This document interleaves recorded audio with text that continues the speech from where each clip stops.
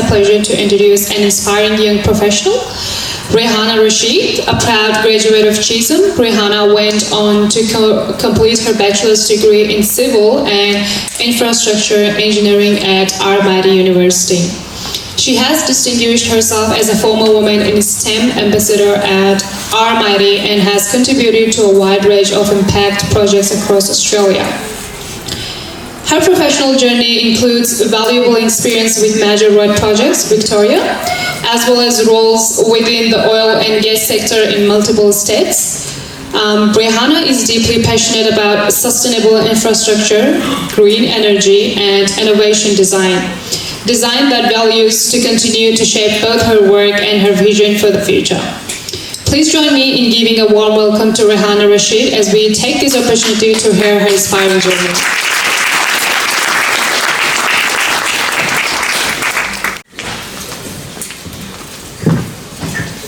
Good afternoon and assalamu alaikum everyone. I am ریحانه Rashid. As you can see a little bit about my background on the projector, so I'm not going to repeat it again because of the time constraint. But thank you so much for having me here today. Looking at you all reminds me of the time when I was a student in VC, sitting in the same sort of career event with a mind full of question and concern about my future. The questions that I had might be similar as the one you're having now, like, what subject should I choose? What if I'm not good at the ones I need? And what if things don't go to plan? So I had all the possible ifs in my mind. But today the plan is that I will be sharing a little bit about my journey, but the main focus will be that I'll be sharing few lessons that I have learned along the way in a hope that it helps you to have clarity and confidence as you shape your journey. So one of the most important lessons that I have learned is that the importance of knowing your why. So what does that actually mean? Think of knowing your why as a model of 3 layers. The first layer is why, second is how, and third is what. So why is your passion and your commitment and the reason behind what you want to do. So as long as you're clear about your why, the rest of the model, like how and what, will start to make sense. So I wanted to become an engineer. Why? Because I love problem solving, designing, and building things. Not because I was naturally good at maths or physics. Those were actually not easy for me, but my passion and motivation for designing and building things was much more stronger than my maths or physics skills. And so the second layer is how, is about how you're going to get there, like what are your options and what is your backup plan. When I completed VCE, I had 2 possible pathways. The first one was to get into Bachelor of Engineering with right 8-hour score and completing the prerequisites. And second one was through the vocational studies like advanced diploma or associate degree. And guess what? I didn't get into bachelor studies straight away, so I followed my backup plan. So I did advanced diploma of civil engineering at RMIT, and then which leads me to Bachelor of Engineering Infrastructure honor, where I graduated as first class honors. So the how is about exploring your options, knowing your backup plan, and being flexible. Now it comes to the third layer, what? So what is the actual steps that you can take day to day to get closer to your goal? So the first step for you is that to do your research, attend open days, attend career events, book career consultation, or search online. The more you know, the more confident you feel in your choices. Second one is that choose the right subject. So for me, I did further math and mathematical matters. So those were the prerequisites for engineering. And the third one is that when you are selecting your courses of preferences, include your dream courses, but also to remember to include your backup plan as well. So this is how the what layers look like. Small and clear actions that get you closer to your goal and define your next step. So this is about the first lesson. The second one is about choose the university that based on what matters to you. So it's easy to feel pressure from family, friends, or even teachers that ask you to apply to certain universities with a higher ranking. Yes, reputation matters, but that shouldn't be the only reason you're choosing your university. So the real question is that what matters to you and how this university will help you to get closer to your goal. So when I was choosing, I looked into three things. The first one was clear pathway. So I wanted university that accepted the vocational studies into their bachelor program. And second one was scholarship and support. So I looked into scholarships for women in STEM that would help me as a female in engineering. And third one was job opportunities. So I wanted a strong industry connection with the on-campus job opportunities. So these were the reason I chose RMIT, not because it was one of the popular universities, but because it offered what I needed, clear pathways, scholarship and support, and job opportunities. So my advice to you is that whenever you are attending an open days, don't just collect the brochures, write down your questions, ask them, and compare your options, choose the one that serves you the best, because at the end of the day, you'll be the one studying at that university, not the people who are giving you advices. And so might be when you are looking into what university that you're going to choose, so your priorities might be different. So you might be looking into location, exchange program or facilities. So whatever that is, choose the one that serves you the best. And now it comes to the last or the third lesson that I want to share with you. It's a little bit, I can say, from my personal journey, but it's about the power of passion and commitment. So there's a book called Grit. It says that passion and perseverance can take you further than the talent alone. So I believe that because that's my story. So here's the truth, only a small percentage of people are naturally talented, and they find things easy, but most of the people, including me, we have to work really hard. It might be because everyone has different barriers. For me, it was supporting myself financially, adapting to new education system, or learning a new language. But what made the difference in my journey was not only my talent, it was my commitment. Commitment means showing up, being proactive, and not to give up when things get hard, but also having a growth mindset. So what growth mindset means that turning challenges into opportunities. For example, when I needed to support myself financially, so I focused on applying for in-campus jobs that links to my future career. So, and this is about the third lesson, but I want to say that even if you are year 9 student, start exploring things around, or year 12 studying, planning your next step. So here is what I want you to remember that. Is the know your why. Second, because it will be your campus that will guide you through the hardest day. And the second one is that choose university based on what matters to you. And the third one is that stay committed, because grit and persistence will take you further. And finally, I want to say that please don't leave this event with an unanswered question. Reach out to me and all the other amazing people in here. We all are here to support you, and I would love to chat with you further. Thank you.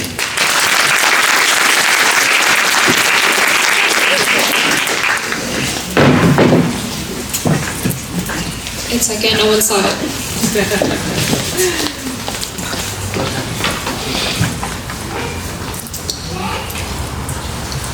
Going forward, now we do have another Sitara Alami. Gosh, a lot of Sitaras here, so talented. I'm jealous. Now I would like to introduce one of our inspiring speakers, Ms. Sitara Alami. Sitara graduated from Brisbane Straight High School and joined the Australian Army in 2018. In 2019, she was posted to the 1st Military Police Battalion in Townsville, where she served until 2022. After being relocated to Melbourne, she transitioned into the Army Reserves, where she continues to serve today, despite facing challenges with injuries. Interestingly, very interesting, joining the Army wasn't something she had originally planned. After coming across a recruitment advertisement, she did some research and felt it was something worth pursuing. Her family were her biggest supporters throughout this decision, encouraging her to take the leap, even though basic training and military life can be incredibly demanding. Please join me in giving a big round of applause to welcome Ms. Tara Alami.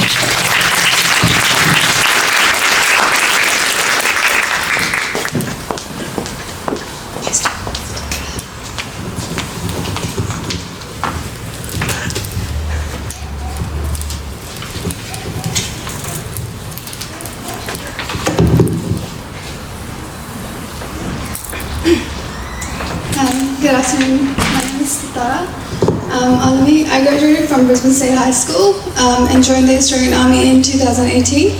In 2019, I posted to the 1st Military Police Battalion in Townsville, where I served until 2022.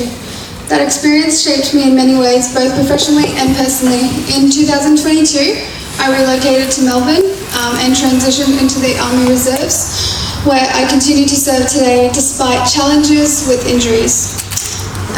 Why I chose the Army? My decision to join the Army was not planned. So I came across a recruitment advertisement, did some research and felt that it was something I wanted to pursue. My family was my biggest supporters in this decision.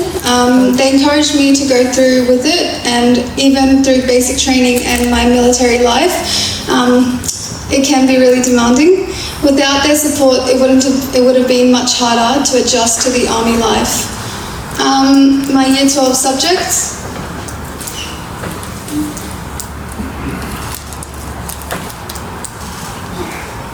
So in my Year 12 subjects, I just did the compulsory ones, so Maths, English. On top of that, I've also done a Certificate 3 in Business, and a Certificate 3 in Government, and a Certificate 4 in Law and Justice Studies. I also took part in a program unique to Brisbane State High School. At the time of the subject choices were not linked to a clear career goal for me, but they gave me a good foundation in law, justice and leadership. So career planning in Year 12. So at that point in my life, I did not have a clear career direction. After graduation, I enrolled at Griffith University in Queensland, where my family is currently living. After one semester, I realised that it was not the correct pathway for me. So instead, I just decided to join the Army. I wanted a challenge and something outside of my comfort zone, and that is when I actually applied for the Army. I advised my family that I had applied for the Army. They didn't believe me at the time until it was their enlistment day. My parents, they were my main source of support throughout this whole process. They always encouraged me to pursue what I was passionate about. I did not receive much in high school support due to having 600 students in my grade. So both based on the career counselling, I did speak to peers and one of my classmates who was already in the recruitment process, and who gave me an insight into what Army life was really like. My decision to go to Griffith University was mainly based on the location. I did have to choose to go to the Army because I realised that university was not for me. I wanted to stay close to my family in Brisbane, so once I did join the Army, I enlisted. I went to Kapuka, where it's in New South Wales, roughly 6.5 to 7 hours away from here. That's where I was located for about 6 months of my life. So when I joined the Army, relocation became a normal part of my day-to-day life. Postings usually change every 3 years, so moving around was just a part of my career. So my current field. So right now I'm currently serving in the Army Reserves. I stepped back from full-time service due to injuries. Between 2020 and 2021, I had 2 ankle reconstructions on my right ankle and was scheduled for a third on my left ankle, which made it difficult to keep up with full-time pace. Even though injuries were a major setback, I still value my time in the Army and the skills that I have developed. So, challenges in my career. There were a few major challenges that I had faced. One of them was relocating away from my family. So as a female, it's really, really hard, as you can imagine. It was my first time moving away from home, but enlistment, it's just a formal process of entering the Army and beginning service. So another was the basic training, which lasts 13 weeks. So if anyone wants to know more in detail about that, happy to speak to you about that. I'll keep it short, but essentially the recruitment process, as we've already gone through, won't go much into detail. But yeah, Army life, it's different compared to Air Force. So in Army, promotions are not automatic. You do start off as a private that can progress to Lance Corporal, Corporal, Sergeant and beyond. Each step, which leads to more leadership and responsibility. So promotions are based on performance, training and merit. So you have to consistently work hard to prove yourself and show that you are capable of leading others. So a daily life in the basic training. So daily life and training is extremely structured. You are woken up early. You only have around 15 minutes to make your bed perfectly and prepare for inspection. Personal appearance is very, very strict. So men must be shaven clean daily, and women, your hair must be tied back into a neat bun. Makeup is not allowed except when you do get local leave, which is around week 7 to week 8 of your basic training. So you go into town for a few hours and there are no phones at all during the first weeks of your training, which is very, very tough. Everyone who is going through the same experience, so you are bound to and you will bond with your platoon and build stronger friendships. My biggest personal challenge was recovering from injuries and dealing with setbacks that caused in my career. It was not just a physical, but it was also mentally draining. Adjusting to the military discipline and restrictions was another challenge, especially compared to a civilian life. And in the long run, it did help me become more resilient, independent. Financially, Army is very, very stable. You are paid from the day that you do enlist, even when in training, which makes the transition much easier.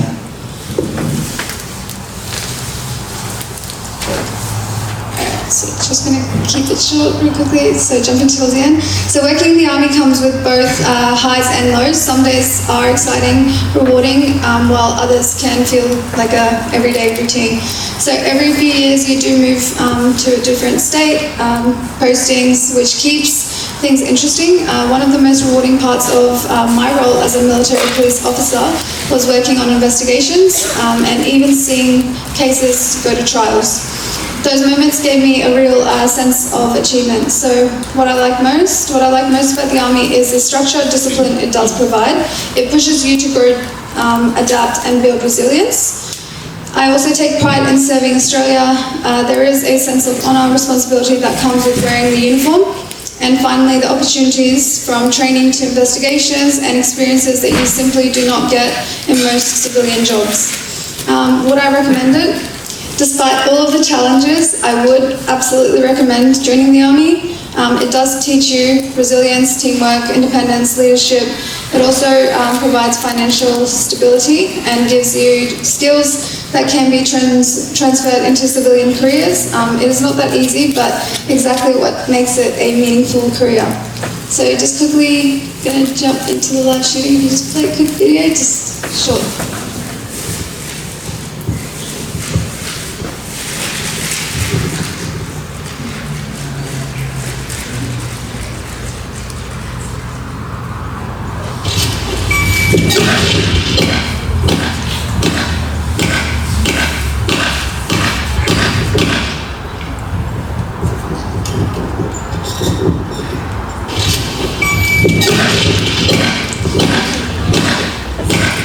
you.